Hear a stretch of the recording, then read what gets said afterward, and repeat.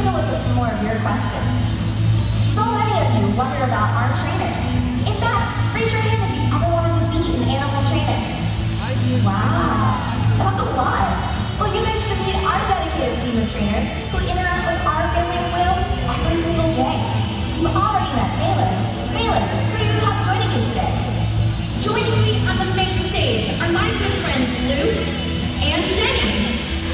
We are just a few members of an incredible team who dedicate every day to caring for these whales. Our killer whale trainers are so passionate about what they do here each and every day, which brings me to another one of your great questions. Do the trainers talk to the whales? Malin, I'll let you answer that one. That is a very good question. We may not talk to the killer whales the same way you and I talk to each other, but we have developed a set of signals that help us to communicate with them. For example, if the trainers bend forward at the waist, the whales will nod their head in an up and down motion. We can also raise one hand high into the air, and the whales will mimic us by raising a pectoral flipper. When we wave hello, they wiggle their flipper in a similar fashion. This ongoing communication plays an important part in developing the strong relationships we have with these whales. Because of this connection, one of the things we're able to do is answer important questions through research. Here at SeaWorld, we have a unique opportunity to conduct research about killer whales, asking important questions that can only be answered in a setting like this.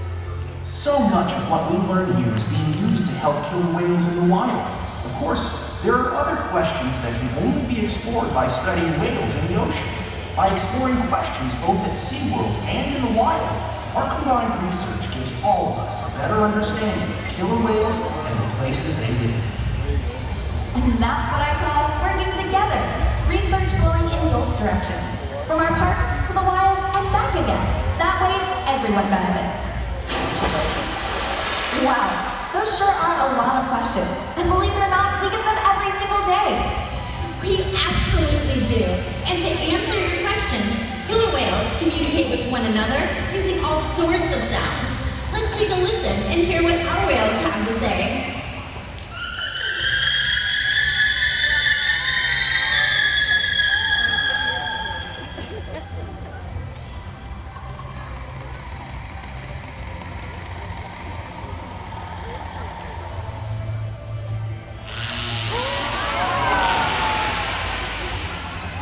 Each kind of killer whale, each pod, has its own dialect or unique set of calls. Another way they can communicate is by using their bodies, as demonstrated by these peg slaps the size of the pool.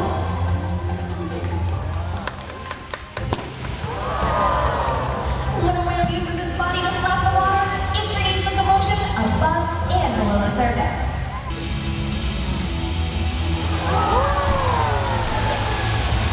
And just like that, it's called a breach, and it makes a sound on top of the water of other whales. Other teeth have wave marks. These are the multi-line marks that you may see on the skin of killer whales and dolphins. It's how they display dominance over.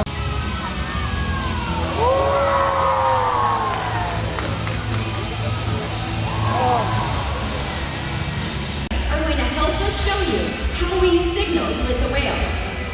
So, are you guys ready? Let's start off with a proper greeting. Let's give them a nice big wave hello.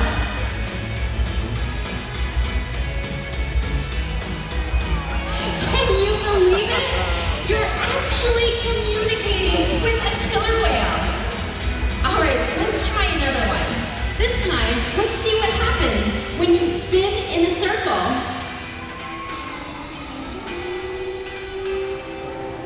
Great job! The whales are spinning right alongside with you. We call this behavior a lula.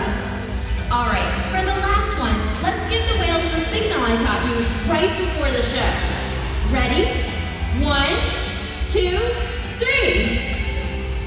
Wow! Watch out, folks. Remember, Shamrock Stadium is a 24-hour splash zone. Sammy, Tia, thank you so much for your help today. We'd like you to have these whale tail necklaces as a memory of meeting Tuar and Kyuquot. Let's have one of applause for our volunteers. SeaWorld San Diego and her calf, Kamea. Our SeaWorld social media fans actually helped us to name Kamea. Here at SeaWorld, we've watched newborn calves rely on their mothers for everything from the very first moments of birth. As a calf grows and gains some independence, it is looked after by other whales in the pod too. They help the mother protect the calf, teach it survival skills, and show the calf how to romp and play.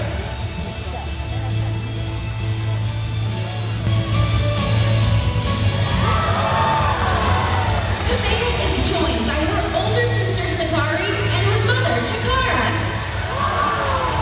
She's learning a ton from them and the trainers as well.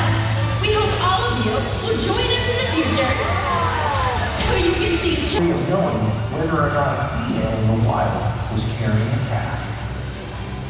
Even though we will no longer be breeding our killer whales, we will continue to share what we have learned from the last 30 years with the scientific community so that we can better understand and care for the challenges that killer whales face around the world.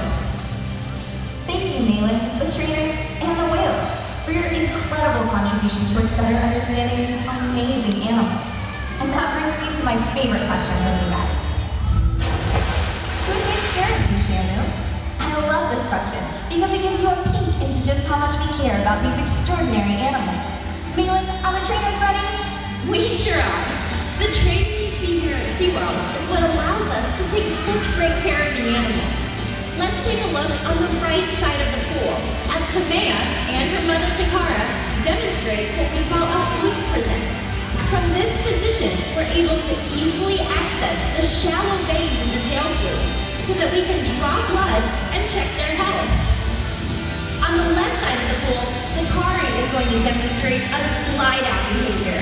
Now this is really impressive, but it's also so important. We can ask the whales to slide out just like this onto a killer whale-sized scale. This allows us to weigh them and make sure everyone is growing properly. The high-energy behaviors you see, such as breaches and let's watch as Kamea shows us just how big she's getting. To push 5,000 pounds right out of the water. These high-energy behaviors exercise they need each and every day. Wow, that sure was impressive. And I'm sure with all those high-energy behaviors, our guests are probably wondering just how much does a killer whale need to eat in order to stay healthy? Just like people, their dietary needs are different. Let's take a look at Kamea, who at 2 years old is currently eating 70 pounds of fish every day. Compare that to Kyuquot, who we met earlier. Kyuquot is a 24-year-old male, and he eats 175 pounds of restaurant-quality fish each and every day. It's important to note that whales receive all of their food every day, no matter what they do. Because we've been able to determine just how much killer whales need to eat at different stages in their lives, researchers in the field can use this information to determine whether or not an ocean habitat is healthy enough for killer whale populations to thrive. That type of information is invaluable. You know, food, exercise, and disciplines from our veterinarians aren't all the killer whales need. Each whale's well-being is so important to us. We want to make sure that their minds are stimulated and challenged too. They need the kind of mental enrichment and stimulation that comes from learning, interaction, and play. There are many ways we can provide this. We love sharing what we call EEDs. That's short for Environmental Enrichment Device. Essentially, it's a killer whale toy, and we have lots of different ones. The whales can use it on their own or to interact differently with the trainer. We can also use things that appeal to their senses, such as playing music or even using a hose to give them a nice back massage. The whales are very tactile and seem to really enjoy this. We can also use what we call visual enrichment, such as glowing bubbles. You said killer whale are correct. You see, a great point.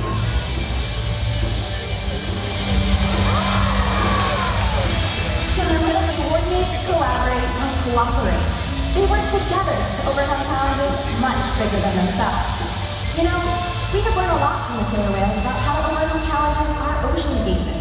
In fact, if we collaborate like the killer whales, I'm sure we can change the fate of our ocean and our world. Awesome! We've already got some more questions, and these are some really specific questions we get asked all the time. Why do some of their dorsal fins curve? Great question. You see, dorsal fins have no skeletal support, such as bones or cartilage to support that height and weight. They are made entirely of connective tissue.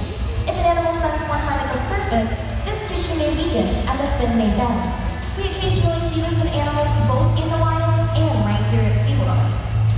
Here's a fun question. How fast can they For body size, killer whales can reach speeds up to 30 miles per hour. Let's check it out and see just how fast our whales can go. We're gonna watch as Sakari and her sister Kamea see who's the fastest.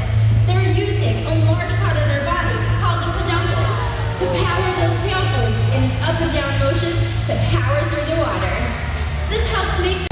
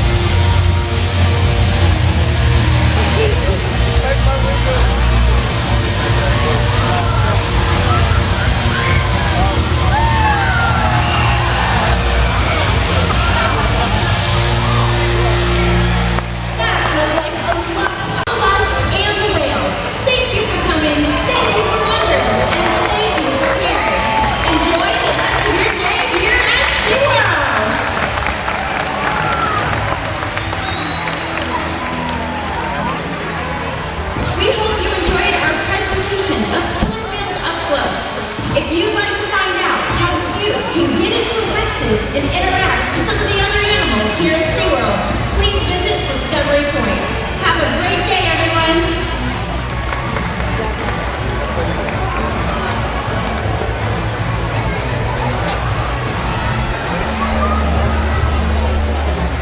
All the same vibe.